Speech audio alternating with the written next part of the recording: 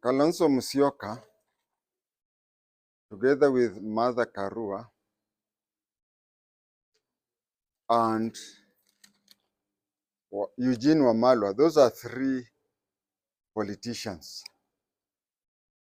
They also are very senior lawyers. They had a press conference where they asked the president to stop with immediate effect the interview and selection of IEBC commissioners. They were answered by Lawrence Sifuna, the Secretary General of ODM, who is the senator for Nairobi. At the same time, he is a lawyer. Lawyers and politicians are people who are untrusted. These are people who are not trusted because what he says or she says is not what is in his or her heart. It is what is in his head.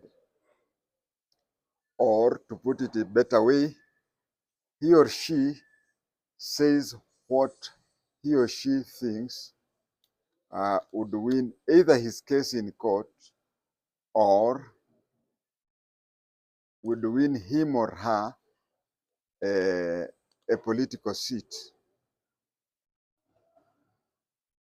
So that is why I'm so shocked with what they are saying when they have a lot of people behind them who, you see, our politicians, when the politicians say something, we even had a time when people rejected or even accepted certain documents by saying a politician so and so, once he or she has read the thing, he or she has read for us.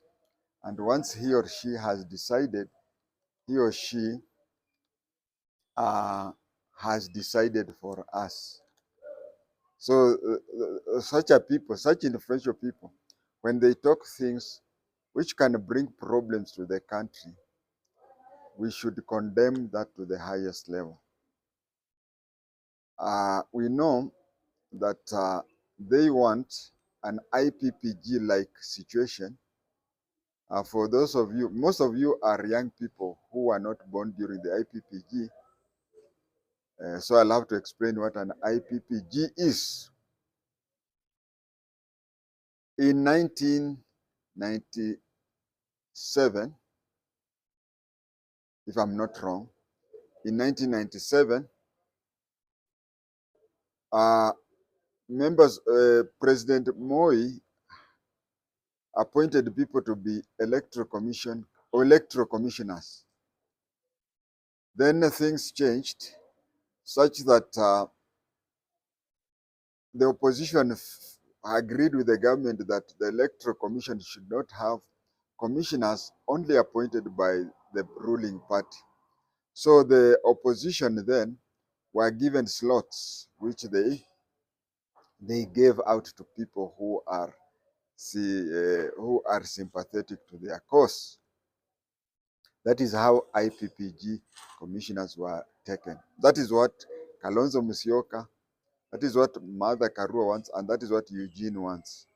A situation where the political class, let's say Kenya Kwanza, Azimio, and other coalitions, to come together, sit down, decide how many. There are supposed to be 7 commissioners. Let's say the ruling party has 4 and the opposition has 3. That is what these 3 people are looking for. This is similar to looking for AFC Leopards, Gor Mahia, Shaban, and other senior clubs to choose the referee for the next game or to choose the officials of Football Federation. That is not good. What do they want? They are leaders who, when they say things, they sway millions. It is unfortunate that they decide to cause confusion on matters as at hand, especially with their impressive curriculum vitae. They are lawyers who are also politicians. They have served as MPs for a long time. They have also served in the cabinet. They have served in the cabinet, with Martha Karua having served as the Minister for Constitutional Affairs. Eugene Wamalwa has served as the Minister for Security. And Kalonzo Musyoka has ended up as the Deputy Head of State in the rank of Vice President. Actually, he was the last Vice President before it was renamed Deputy President. They remind us of a case of a young person who killed both his parents and was taken to court. In mitigation, he said that the court should bear in mind that he is an orphan, the eldest of the couple's children, who is supposed to take care of his younger siblings now that they are no more. What am I trying to say? I'm trying to say they have caused a problem.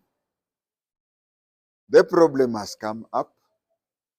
Now they want to be, in mitigation, they want to be forgiven or understood of their peculiar situation they are in. IEBC commissioners, including the chairs, their selection is there in black and white. They are interviewed by a panel. This panel that interviews them, it is an ad hoc panel. It just interviews them and then it is broken. Each of the commissioners is selected by a certain body. The Law Society sends a person, so such and such a thing sends this and that. Now, when it came to Kalonzo Musyoka's chance, when it came to Kalonzo Musyoka's position to send somebody to the panel, this is what happened. You see, the Kalonzo Musyoka was not given the position as an individual, but the political leanings that he leads were given a position. When they were given a position, one single seat, they contested. It is Kalonzo Musyoka who took the case in court because he was not happy, or people around him were not happy with the person who had been selected to represent their interests. They gave an alternative name. Then Kalonzo Musyoka himself went out publicly after the court case took long. He said that according to Kriegler, the commission is not supposed to be there in the last minute. The commission is supposed to be long there, maybe a year or so. So the government is delaying. The government is using delaying tactics so that they can rig the next election. Remember, it is these people who went to court. If the government would have interfered with the court case and told the judges to hasten up, and for any reason that the person that Kalonzo Musyoka favored did not make it, then Kalonzo would be the same one to say that it is because the government hastened the judiciary.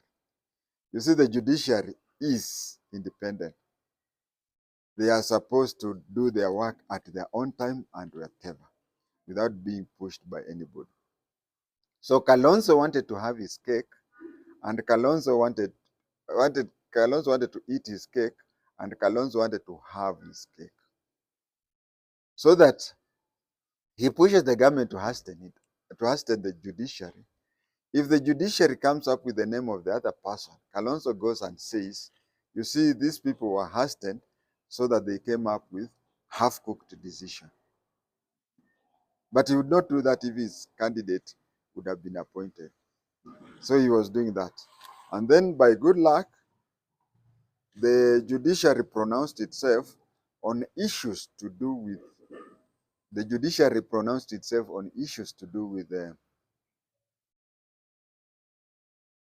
the IEBC panel. Now the IEBC panel has started. They have already interviewed people who are supposed to fill in the position of chair. The issue is, once they compile their list, they have not yet started compiling their list because they have to interview all the commissioners first and complete the interview. After interviewing, they'll now go through the notes when they interviewed the chair. They will give the president 3 names for the chair, and the president will choose one among the 3. I think that is where I may have problems with that. I think the constitution should be changed such that the IEBC selection panel gives the president only 1 name, and the president has no alternative other than to appoint that person as the chair. But anyway, as things stand, he will be given 3 names, of which he will choose 1. He will also be given 9 names, of which he will choose 6, of which the commissioners are forwarded. I also have issues with that. I would have preferred the commissioners to give the name of the chair and the name of the 6 commissioners, so that the president's hands are tied. Why do we have especially 9 commissioners, of which the president will choose 3, or will choose 6 and drop 3? This thing is supposed to represent, the interview panel is supposed to certify those who have passed, And if there are more than 9, they'll take the best 9. Now the president is supposed to choose 6 among the 9, representing various interests. It would be unfair. In the interview, you may find out of 6, 3 are from one geographical region. Or you may find out of 6, 5 may be ladies and 1 gentleman. So the gender rule will not apply. So they have to look into various reasons. They have to look into gender rules. They have to look at tribal whatever. It has to be geographically dotted around the country. It has also to reflect various religions and cultures, and so on and so forth. But to me, I would have advised that such things be given to the panel. That is where the constitution should be changed, where the panel should just give the name, so that the president's hands are tied. They are tied, so that the president's hands are tied, that he cannot change or alter the names. That one we also had during Uhuru Kenyatta's time, when names of judges were taken to him by the Judicial Service Commission. Once it has decided, the president has no leeway. And that is why the president said that he rejected the whole list of the Judicial Service Commission, so as to have certain names not to be there. Although Chief Justice Emeritus Maraga said that the names that the president was objecting the first time and the name that the president was objecting the second time were not the same names. But then anyway, we should have a situation where The selecting panel is just like the Judicial Service Commission. The list that they give the president is final.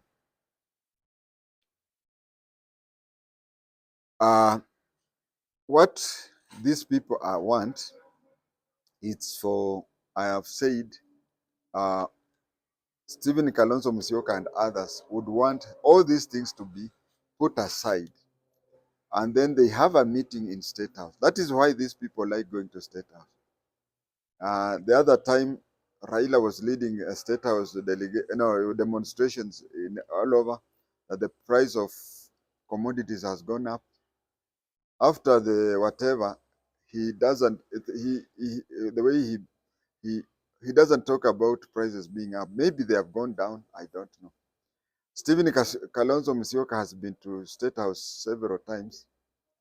There are videos which showed him being there. He didn't deny.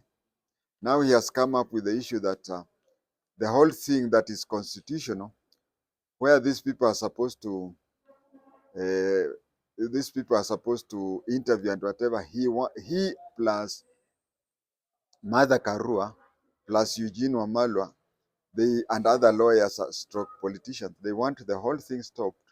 They want the political heads of all political formations to meet somewhere and decide how to share the 7 seats. That one is very bad. Bearing in mind that Stephen Kalonzo Musyoka co-chaired the NADCO, and it is the NADCO that came up with all these things. So it is really unfair.